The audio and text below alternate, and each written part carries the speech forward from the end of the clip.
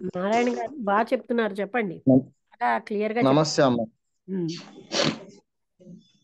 ఆ తర్వాత మళ్ళా ఏమంటారంటే నిద్రలో భయం లేదు అంటారు, చెప్పడం జరుగుతుంది. ఇంద్రియాలు ప్రపంచం తెలియడం వల్ల బయటికి ఎందుకంటే మళ్ళీ ప్రపంచంలోకి వచ్చిన తర్వాత ఈ ప్రపంచం తాదాత్మ్యం చెందడం వల్ల భయపడుతున్నాం. కాబట్టి ఇవేవి పట్టించుకోకుండా మహర్షి ఏమంటారు, నిన్ను చూడాలి, నిన్ను నువ్వు చూసుకో. ఇవన్నీ ఎవరు భయపడుతున్నారు? ఇంద్రియాలు ఇవేం భయపడలేదు కదా, నువ్వు భయపడుతున్నావు. కాబట్టి నిన్ను నువ్వు చూసుకుని ఈ భయం దేనికో చెప్పని చక్కగా అడగడం జరిగిందమ్మా. ఆ తర్వాత ఉమ్. వాటిని చూడకండి, ఇంద్రియాలు మీరు చూడకండి. తర్వాత జాగ్రత్త. ఇక్కడ మనకి ఇంకోటి ఏంటంటే ఈ పుట్టడం చావడం అసలు ఎవరు అంటే మహర్షి చెప్పారంటే ఆల్రెడీగా మనకి రియలైజేషన్ అంటే వ్యక్తి మరలా పుడతారు అంటే అప్పుడు ఎవరు పుట్టింది ఎవరు చనిపోయింది ఎవరు మనకి ఇంతకు ముందు కూడా చెప్పుకున్నామమ్మా. కేవలం పుట్టింది ఏంటంటే అహమే. ఈ అహమే ఏంటవుతుందంటే మరుజన్మ కారణం అవుతుంది తప్ప అహం నివృత్తులన్నీ పోయి సెల్ఫ్ రియలైజేషన్ అయినటువంటి వ్యక్తి మళ్ళా భూమి మీద రావటం అనేటువంటిది జరగదమ్మా. అందుకే రమణ మహర్షి ఏమంటారంటే ఎండిపోయినటువంటి విత్తనాలు ఎలాగైతే మొలకెత్తవో అలాగే ఒకసారి సెల్ఫ్ రియలైజేషన్ అయినటువంటి వ్యక్తి మళ్ళా పుట్టడం చావడం అనేటువంటి ఈ చావు పుట్టుకల నుంచి భావబంధాల నుంచి పూర్తిగా విముక్తి అయిపోయి ఆయనే జీవన్ముక్త స్థితిని బ్రతికుండగానే అనుభవిస్తాడు. ఇప్పుడు మనం ఏమనుకుంటున్నామంటే మోక్షం అంటే ఏది చనిపోయిన తర్వాత ఏ స్వర్గంలోకి వెళ్ళిపోతాము, ఎక్కడికో వెళ్ళిపోతాము, ఇలాంటివన్నీ ఆలోచనలు మనకి ఎక్కువైపోయాము ముందు నుంచి కూడా.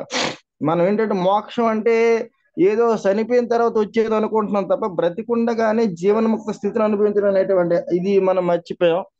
అలా మర్చిపోవడం వల్ల ఏంటవుతుందండి, రకరకాలుగా ఇవన్నీ ఏవేవో మనకి ఈరోజు ఈ ఉపన్యాసకర్తలు కూడా ఏం చేస్తున్నారండి, ఎక్కువ ప్రయారిటీ కేవలంగా అంటే వీటికే ఇస్తున్నారు అన్నమాట. ఈ పూజలు వ్రతాలు నోములు లేకపోతే ఇంకేదో అవుతుంది. ఎందుకంటే గొప్ప గొప్ప పీఠాధిపతులు మఠాధిపతులు వీళ్ళందరూ కూడా ఏం చేస్తున్నారంటే ప్రజలను కొంచెమైనా సరే కొంచెమైనటువంటి సన్మార్పుడు. ఎందుకంటే రమణాశ్రమంకి వెళ్తున్నారు, రమణ మహర్షి అరుణాచలం వెళ్తే మీకు చాలా గొప్ప అవుతుంది, మీకు గొప్ప జరుగుతుంది, మీకు అంత పుణ్యం వస్తుంది, 1,000,000 జన్మల పుణ్యం వస్తుంది, 1000 జన్మల పుణ్యం వస్తుంది.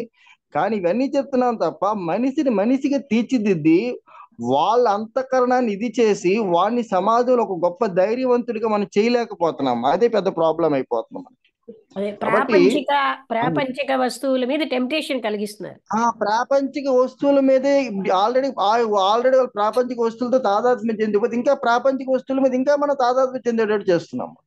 కాబట్టి ఎందుకంటే మేము చాలా సత్తులు ఎందుకు ఇది గొప్ప సత్సంగం. అవును, ఎందుకు ఇది గొప్ప సత్సంగం అంటున్నాం అంటే ఎక్కడ కూడా ఇలాంటి సత్య జరగట్లేదన్నమాట. ఆత్మతత్వం గురించి జరిగేటువంటి సత్యం ఇప్పుడు ఆత్మతత్వం కాదు, మామూలు సత్యం కూడా జరగట్లేదు. ఎందుకంటే మనం ప్రతిదానికి భయపడిపోతున్నాం సమాజంలో. ఇలాంటి దీనివల్ల ఏంటంటే దేనికి భయపడాలన్నటువంటి గొప్ప స్థితి అనేది మనకు వస్తుందమ్మా. కాబట్టి ఇలాంటి గొప్ప సత్సంగం అందించినటువంటి మీకు శతకోటి నమస్కారాలు. గురువం తత్సత్. ఇవాళ మీరు చాలా అన్ని పాయింట్లు కవర్ చేసి చక్కగా చెప్పారండి. నారాయణ గారు బాగా చెప్పారు. సంతోషం అమ్మా. వసంతలత చెప్తావా? వసంతలత ఉందా లేదా? రాలేదా వసంతలత? సుధా గారు చెప్పండి.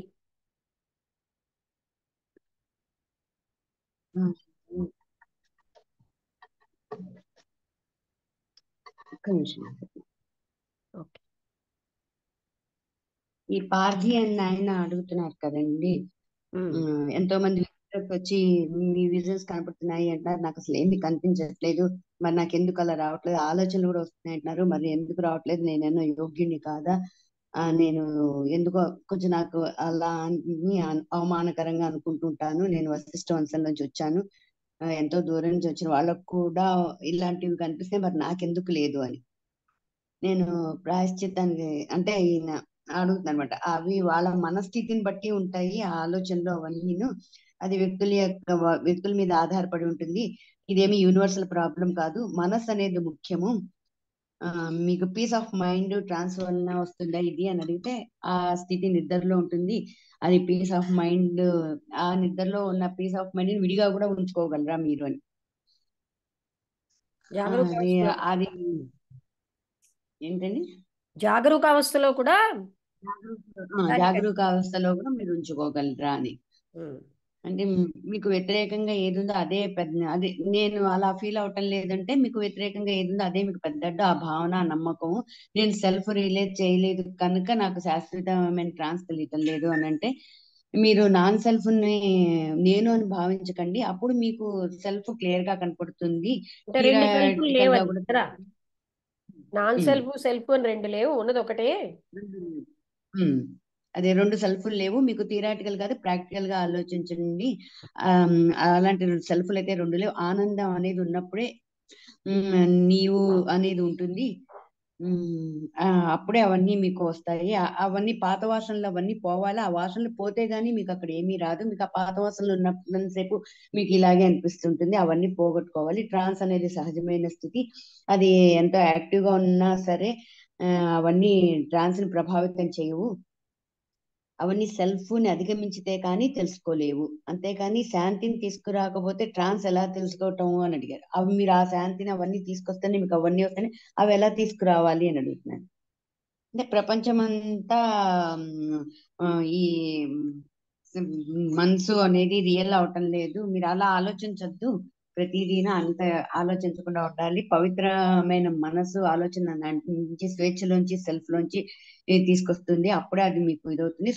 అతి సూక్ష్మంగా చూడగలిగే వాళ్ళు చూస్తారు, కానీ సహజ స్థితిలో ట్రాన్స్ అయితే మరి ఎందుకు చెప్తున్నారు అని. ట్రాన్స్ అనేది అనంత స్థితి, వ్యక్తికి అనంత స్థితి వ్యక్తి తెలుసుకోవాలి. అలా తెలుసుకోకుండా ఉండటమే అజ్ఞానం. అటెన్షన్ లేకపోవటమే మృత్యువు. ట్రాన్స్ అనేది ముందుగా ఏ రకంగా రాకపోతే అటెన్షన్ తో ఎలా తెలుసుకోవాలి అని. నీకు ఏదైనా మత్తు మంది ఇచ్చినా కూడా నువ్వు ట్రాన్స్ లోకి వెళ్ళిపోతావు అని అంటారు ఆయన.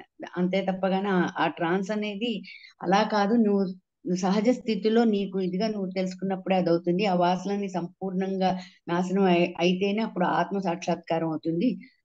అవి రెండు రకాలుగా ఉంటాయి. ఒకటి భోగహేతువులు, బంధహేతులు. ఇవి రెండు అడ్డంగా ఉంటాయి. ఈ సెల్ఫ్ రియలైజేషన్ ఉన్న వాళ్ళు, ఈ సెల్ఫ్ రియలైజేషన్ వాళ్ళు మళ్ళీ పుడతారా? మళ్ళీ జడభరతుడు వీళ్ళందరూ ఇలా పుట్టారు అంటే కదా. అక్కడ ఏం చెప్పారంటే యోగులు ఈ ఉమ్, భోగహేతువులు అనేవి బంధాలు కాదు, బంధకం కాదు, ఉమ్, ఉమ్, రెండోదే బంధిస్తాయి. ఉమ్. ఉమ్. అది అది రీబర్త్ అనేది వాళ్ళ రియలైజేషన్ వల్లే వాళ్ళు పుడుతుంటారు. అది సహజ నిర్వికల్పము అంటూ అక్కడ కొంచెం ఉమ్, ఉమ్. అక్కడ కొంచెం అర్థం అని. ఇక్కడ ఈ నిర్వికల్పం అనేది, రీబర్త్ అనేది వాస్తవంగానే సెల్ఫ్ రియలైజేషన్ లో అవన్నీ పోతాయి. సహజ నిర్వికల్పం అని చెప్పారు కదా. అంటే సహజంగానే వచ్చేది ఒకటి, ఆ ఉమ్, సహజ నిర్వికల్పం. రెండోది ఏమిటి చెప్పారు? ఉమ్, కేవల నిర్వికల్పులు. అంటే జడభరతులు వాళ్ళు ఉమ్, కేవల నిర్వికల్పులు కదా ఉమ్, అన్నారు. ఉమ్, ఉమ్, ఉమ్, ఉమ్. అది తేడా. కేవలం అంటే నిర్వికల్పం. అతను మళ్ళీ అందులో పడ్డాడు కదా. అంటే సహజ ఆ, ఆ, నిర్వికల్పం అంటే ఆల్వేస్ అది ఎప్పుడూ సహజంగా ఉండిపోతుంది, ఒకసారి పోవడం ఉండదు. అంటే ఉమ్, వాసనలు ఏమి ఎఫెక్ట్ చెయ్యవు. ఉమ్. ఇలాంటివన్నీ అహం అనేది అటాచ్మెంట్ తో ఉంటే అవి కనుక అహం అనేది లేకపోతే అదంతా అదృశ్యం అయిపోతుంది. గురువు యొక్క సహాయం వల్ల వస్తుంది అంటారు కదా. అంటే గురువు అనేవారు ఎవరు? గురువే మీ ఆత్మ అని. అంటే మరి కృష్ణునికి సాందీపని, రాముడికి వశిష్ఠుడు ఉన్నారు కదా. అంటే అవి అంతర్ముఖం అవటం ఒకటే గురువు వల్ల జరుగుతుంది ఆయన అని ఆయనకు సలహా ఇవ్వబడుతుంది అని. నాకు గురుకృప ఉందా, పొందగలనా అని. అంటే ఎప్పుడు ఉంటుంది, సర్వసమర్పణలో మీకు అర్థమవుతుంది. మీరు ఒకవేళ కనుక సర్వసమర్పణం అయితే ఈ ప్రశ్నలు అనేవి రావు.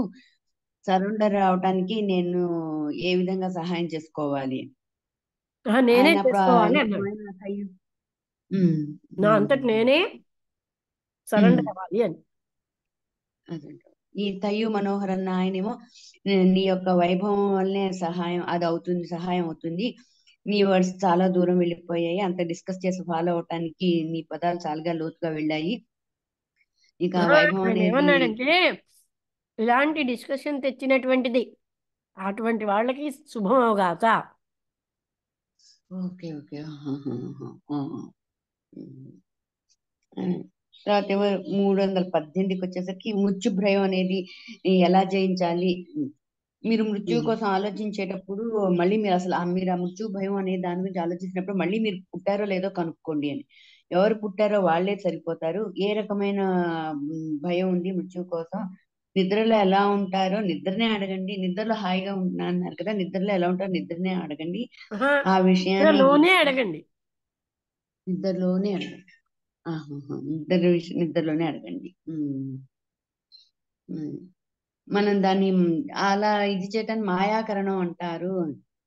అందరం అంతఃకరణానికి వ్యతిరేకం మాయాకరణం. వాటికి వేరువేరు స్థితుల్లో, వాటిని అందరూ వేరువేరు స్థితిలో పిలుస్తారు. నిద్రలో ఆనందాత్మను, జాగరూకత అవస్థలో జ్ఞానాత్మను అలా రకరకాలుగా పిలుస్తారు. వాళ్ళ స్థితిని బట్టి ఉంటుంది.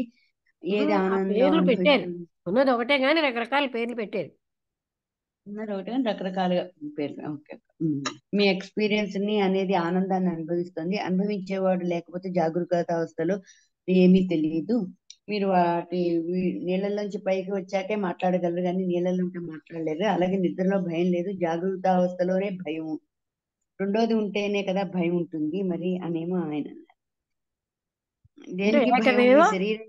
అద్వితీయం బ్రహ్మ, రెండోది లేదు, ఉన్నది ఒక ఆత్మతత్వమే అని చూసామనుకోండి, భయం ఏంటి? దేనికి భయం? భయం ఏంటి ఇక్కడ? అంటే బయట ఉన్నది మీ శరీరం యొక్క ఇంద్రియాలు, సూర్యుడు, వీటిలన్నిటి గురించి మీరు భయపడుతున్నారా? అవన్నీ ఎందుకు చూస్తారు? అవన్నీ చూస్తూ ఉంటేనే మీకు అవన్నీ భయం అవి పుడుతూ ఉంటాయి. జాగృత అవస్థలో కూడా మీరు ఆత్మస్థితిలో ఉండండి, అప్పుడు మీకు ఈ మృత్యు అనేది భయం ఉండదు అంటూ మళ్ళీ పుట్టుకున్నవాడే మళ్ళీ మృత్యులోకి వస్తాడు, మీకు మళ్ళీ పుట్టుకుందో లేదో కనుక్కోండి అంటూ మళ్ళీ చెప్పారు. అదే ఆయన. అంటే నాకు నేను పుట్టాను అంటే నేను శరీరాన్ని అనుకుంటున్నారు. శరీరం పుట్టింటే శరీరం చనిపోతుంది. అందుకే ఎవరు పుట్టారో తెలుసుకోండి అన్నారు. మీకు పుట్టుకుందో లేదో తెలుసుకోండి, ఇవన్నీ ఒకటి కదా. నేను బాడీ అనుకుంటే పుట్టాం, నేను బాడీని కాను అన్నప్పుడు దేనికి పుట్టుకుంది? ఎప్పుడు ఉండేదే అది. పుట్టుక లేదు, చావు లేదు కదా. అర్థమైందా? ఆత్మతత్వం ఎప్పుడు ఉండేదే. ఒకసారి పుట్టి ఒకసారి చనిపోయేది కాదు. నేను శరీరాన్ని అనుకుంటే పుట్టుకుంది, చావు ఉంది, కానీ అది స్థిరమైపోతుంది కదా. ఎంత చెప్పినా నేను శరీరాన్ని అన్న భావం పోవట్లేదు, అందుకు నాకు చావు ఉందని భయం. లేకపోతే అందుకే ఆయన అస్తమానం చెప్తున్నారు, ఎవరు పుట్టారు, ఎవరికి పుట్టుకుంది తెలుసుకోండి. నేను శరీరాన్ని అన్న భావానికి పుట్టుకుంది. బాడీ అది ఎలాగైనా దాని టైం వస్తే అది పడిపోతుంది, ఎన్నో బాడీస్ పడిపోతున్నాయి. నేను ఈ బాడీని అనుకోవడం వల్లే మనకు వచ్చింది చికాకు. నేను ఈ బాడీని, నేను ఈ మనస్సుని, ఊహాలు, ఇవన్నీ కూడా అజ్ఞానంలోంచి వచ్చినవే కదా. నా వాళ్ళు అదే భ్రాంతే. అదే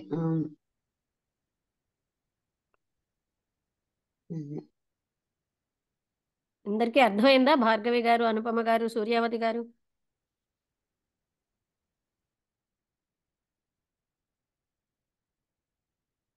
అర్థమైంది అమ్మగారు. బాగున్నాయి, చాలా డీటెయిల్డ్ గా మళ్ళీ మళ్ళీ అడిగిన మహర్షి అలా చెప్తున్నారు.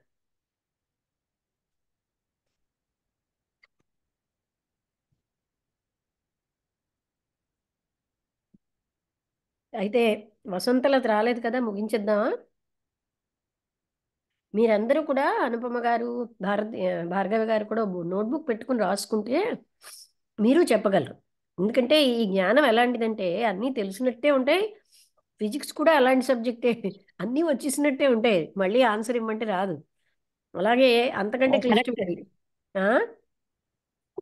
నిజమండి. ఎప్పుడు తెలుసున్నదే కదా అనిపిస్తుంది. అలాగా అలాంటి అశ్రద్ధ వల్ల మనం ఏది పొందలేం. ఆ శ్రద్ధగా రాసుకుంటే, నారాయణ గారి వాళ్ళు అంత బాగా చెప్పారు చూడండి, అలాగే సుధా గారు ఎప్పుడు చెప్తున్నారు, పాయింట్ టు పాయింట్. మీరు కూడా నోట్ చేసుకుని చెప్పండి. ఆ చెప్పడం అనేది మీకు ఇంకొంచెం అంటే గట్టిగా ఆ జ్ఞానం గట్టి పడుతుంది లోపల. గట్టి పడడం అంటే బాగా గుర్తుంటుంది. అవును. అవును అవును గట్టిపడడం అంటే సిమెంట్ గట్టిపడినట్టు కాదు, జ్ఞానం బాగా నిరంతరాయంగా గుర్తుంటుంది. అడిగా. అది ఓ పెన్ను పుస్తకం పెట్టుకుని రాసుకోండి, మంచిదే కదా. ఓకే అండి, నమస్కారం అందరికీ. నేను ముగించినా. నమస్తే.